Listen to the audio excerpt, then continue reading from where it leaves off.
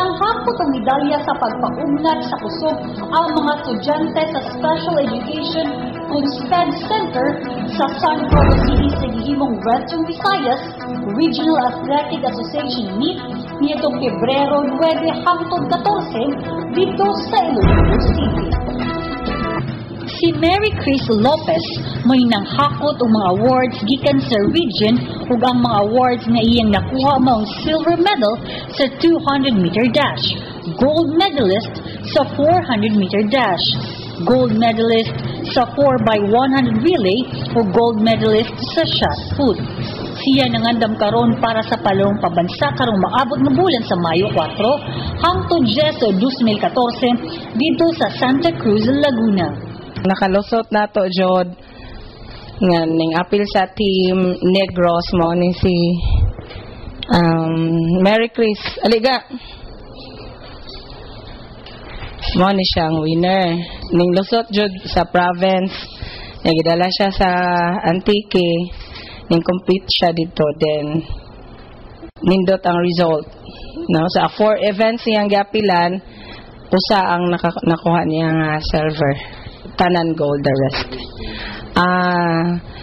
Shot put gold, then 200 meter mo na yung silver, 400 meter run o 4x100 gold, puro gold.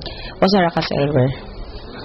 Samtang nakuha usab nila ni Gerald Flores, Chester John Masong, Francis Pio Azcona, Aljon Christopher Dilema ang mga bronze medal sa duwang botse diha sa gihimong provincial meet niadtong Disyembre 8 hangtod 15, 2013 dito sa Bacolod City.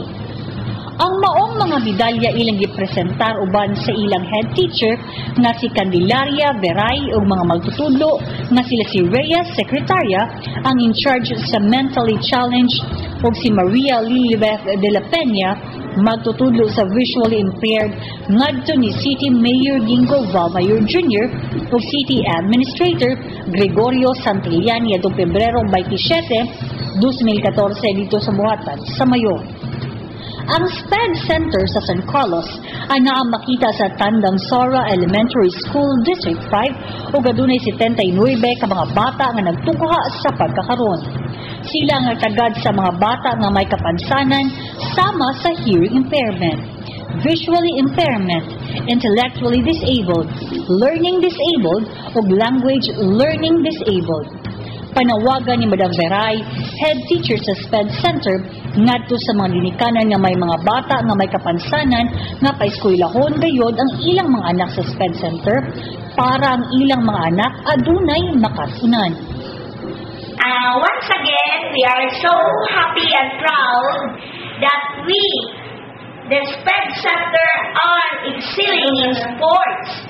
That's why we are advocating for the rest that are looking or in their television that if you have a special children at home, let them be out and enrolled in our SPED Center.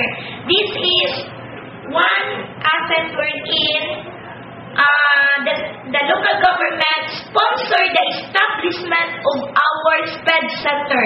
We are known already far and wide so that your children will be intervened and you would progress.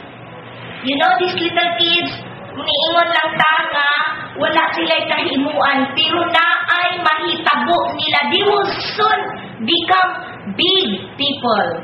Okay. So, hopefully, you are coming in and enrolled in our SPED Center in San Carlos City, Roxy Street, David, in Tandang Sora. Okay. Thanks a lot.